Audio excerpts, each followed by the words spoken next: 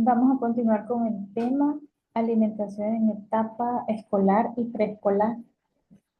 Pero entonces acordémonos que el desarrollo cognitivo en escolares y preescolares está fuertemente vinculado a la nutrición, a la alimentación que nosotros podamos recomendar a la madre en estas etapas de la vida.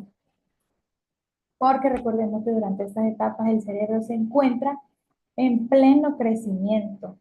Y también recordemos que en las etapas anteriores que hemos revisado en las clases, pues son los periodos de mayor crecimiento. Aquí ya vamos a ver que el crecimiento se desacelera. Pero entonces, digamos que a través de la alimentación se van fortaleciendo conexiones neurológicas y por lo que la alimentación juega un papel muy importante y crucial. También aquí tiene que ver el ámbito académico, también tiene que ver la concentración y el desarrollo de habilidades, no solo de la memoria, sino que también del lenguaje. Entonces, por ejemplo, la etapa preescolar, sabemos que es antes de ir al colegio, a la escuela, y está la etapa preescolar, que pues ya los niños se alimentan más que todo en la escuela, llevan su propia comida, su lonchera. Entonces, comencemos con la alimentación de 2 a 5 años. Esta es una época preescolar y se encuentran en juego numerosos factores que pueden modificar la tendencia y proporcionar diferentes tipos de alimentos que pueden ser adecuados, pueden ser inadecuados. Y también en esta etapa el niño es guiado por las pautas alimentarias de los familiares. El establecer hábitos saludables desde edades muy tempranas de la vida es un medio de prevención y control a corto plazo, incluyendo a largo plazo sobre las enfermedades crónicas. O sea que según el tipo de alimentación de los niños en esta edad preescolar y escolar, así va a ser su desarrollo.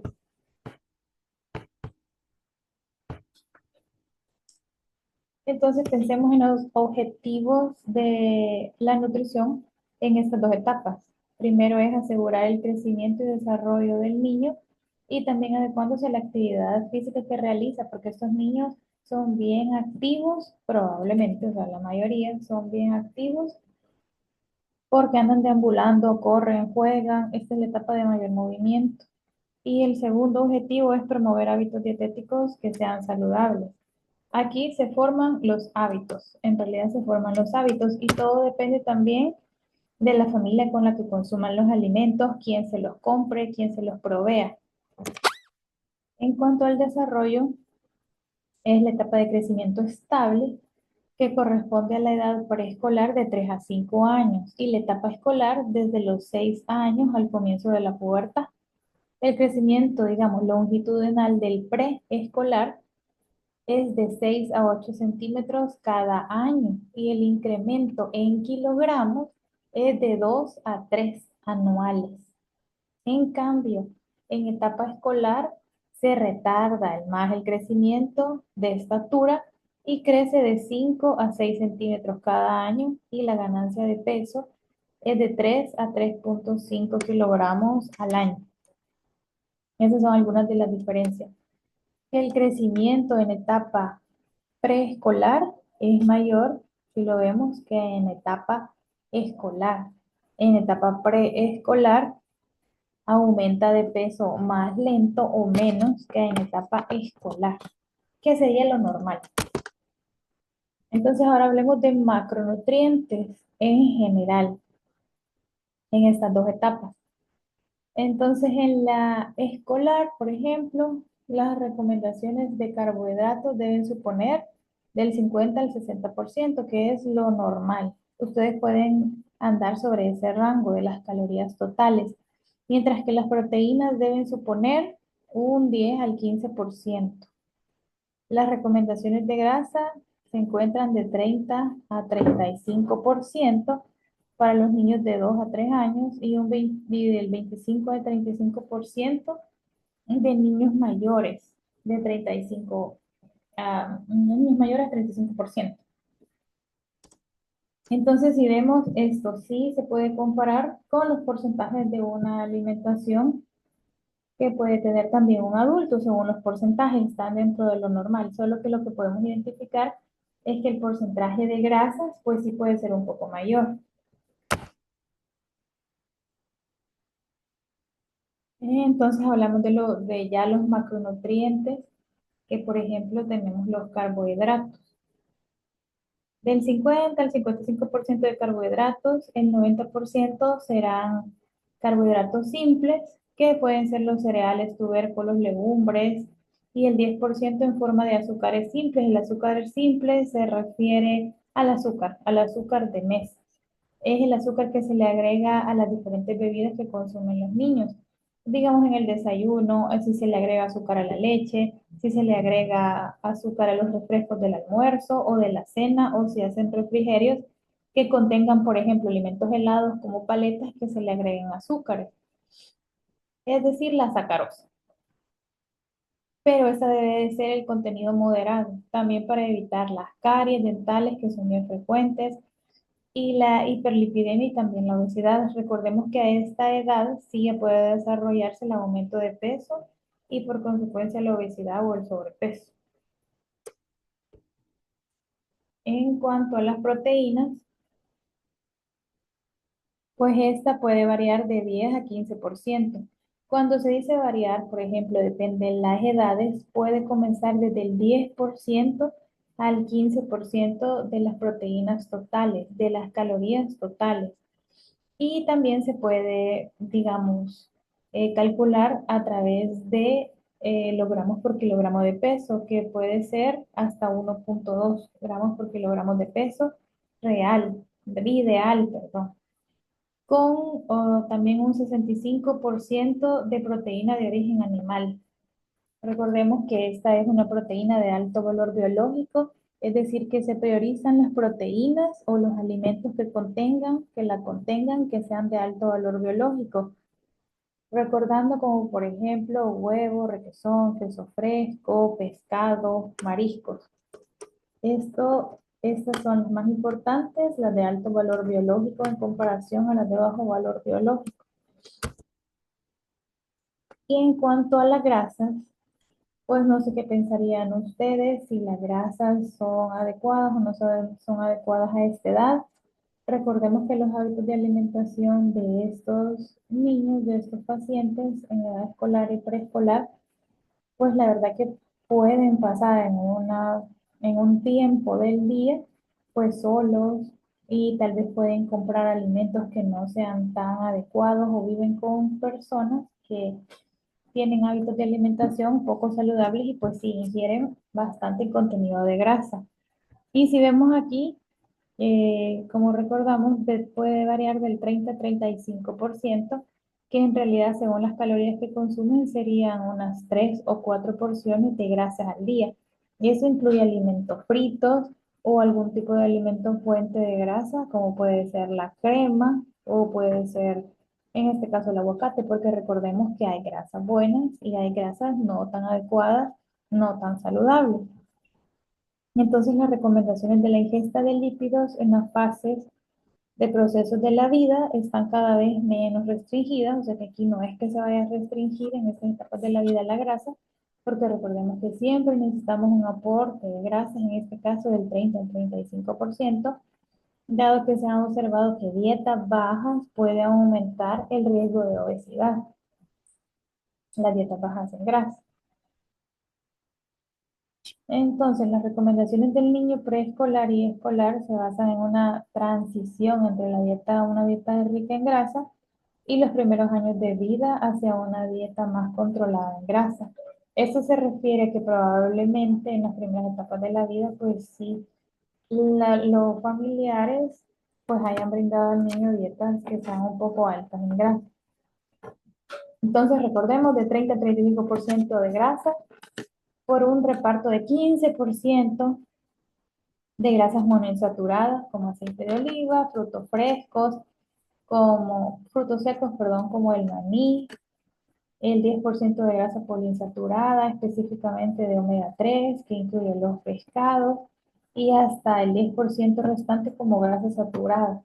No debe sobrepasarse una cifra de 100 miligramos sobre 1000 calorías de colesterol total. Entonces ahora vamos a hablar de la distribución de comida. Ya sabemos pues que necesitamos consumir o debemos recomendar cierto porcentaje de macronutrientes, pero ¿cómo lo vamos a distribuir? Entonces, por ejemplo, si el niño preescolar tiene indicada una dieta de 1000 calorías, a esas 1000 calorías las vamos a dividir en 4 comidas. En la siguiente disposición, por ejemplo, el desayuno sería el 25% de esas 1000 calorías, el almuerzo sería el 30%, el 15% sería una de las meriendas y el 30% sería la cena. Y se deben evitar ingestas entre horas, ingestas de alimentos, porque recordemos que hay algunos niños pues que necesitan estar consumiendo dulces o algún tipo de alimento que sea dulce entre las comidas, o chocolates o alimentos que de verdad tengan sacarosa. Y recordemos que esa no es que se va a restringir totalmente, pero sí debe controlarse las cantidades. Y también tenemos que recordar los micronutrientes. Tenemos el calcio, el hierro y el zinc, que en estas etapas de la vida son las que más se deben de recomendar. Y también tenemos las recomendaciones, varían dependiendo la edad, sí varían. Un ejemplo sería 500 miligramos al día de calcio, de hierro 10 miligramos al día y de zinc 10 miligramos al día, pero también dependen de la edad. También esta es una etapa muy importante, como les mencionaba, sobre los hábitos de alimentación de los preescolares y escolares. El niño a partir de los 2 o 3 años preescolar se vuelve muy selectivo, con rechazo a los alimentos nuevos o desconocidos para él. Esto se llama neofobia alimentaria. Y también, bueno, eso se puede, esto es como que él no quiere comer diferentes tipos de alimentos y probablemente le digan que el niño es melindroso. Entonces esa es la neofobia alimentaria, que el paciente solo es como más selectivo, solo quiere algún tipo de alimento, no quiere probar otros tipos de alimento. A veces incluso no los ha probado, pero no desea ni siquiera intentar probar esos alimentos de cualquier forma que se los preparen. Entonces, la neofobia es una respuesta fisiológica de los niños que es percibida muchas veces por los padres como que son bien selectivos y se resuelve con una exposición repetida, con un pico, digamos, entre los 2 y 6 años, aunque persiste para toda la vida. Por ejemplo, si a un niño no se le enseña a consumir vegetales o ve que su familia no consume diferentes vegetales o no está expuesto al consumo de diferentes vegetales en los alimentos, pues el niño no los va a consumir. Entonces, en esta etapa es donde puede persistir o no para toda la vida. Y luego tenemos que el papel de los padres es fundamental.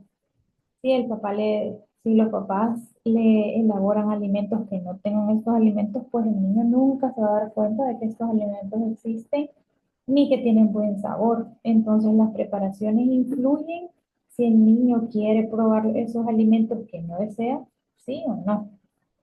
Por ejemplo, las preferencias y aversiones del niño por ciertas comidas se configuran en gran parte en este periodo de la vida.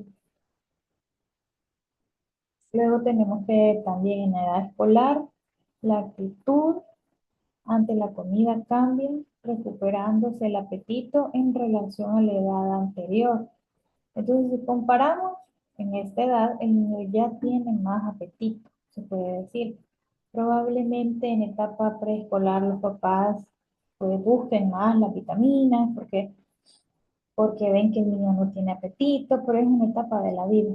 Eso sucede, es como el estándar de lo que sucede, pero en la etapa escolar el niño tiene más apetito y tiende a desaparecer las apariencias caprichosas de que no quiero comer, de que sí quiero comer, de que quiero comer en otro momento, de que quiere comer lo que él quiere y no lo que le dicen, siempre y cuando se hayan establecido unos adecuados hábitos alimentarios.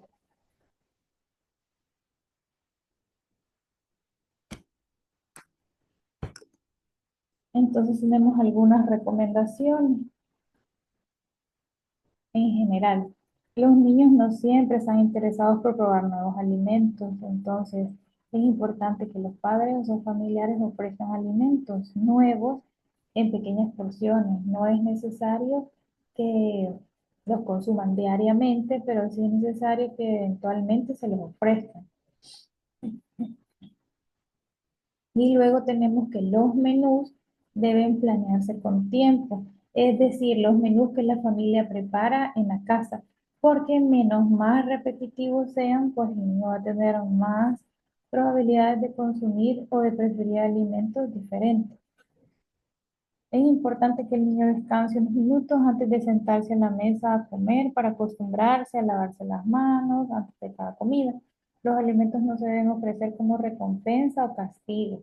Que por ejemplo pasó con buenas notas, le vamos a regalar chocolates o pasó con buenas notas, le vamos a llevar a comer comida que no es saludable. Entonces no se tiene que vincular la comida no saludable con un esfuerzo, por ejemplo. También se debe evitar comiendo televisión porque el problema es que el niño no se da cuenta de lo que come, no siente los sabores, sino que solo está pendiente de la televisión y no está inmerso en los sabores o en las propiedades del alimento. Es importante asegurar diariamente un buen desayuno porque es la primera comida que recibe el niño después de varias horas de ayuno. El niño pasado sin comer probablemente desde las 7 de la noche y tiene que levantarse temprano a las 6 de la mañana para vestirse e ir al colegio.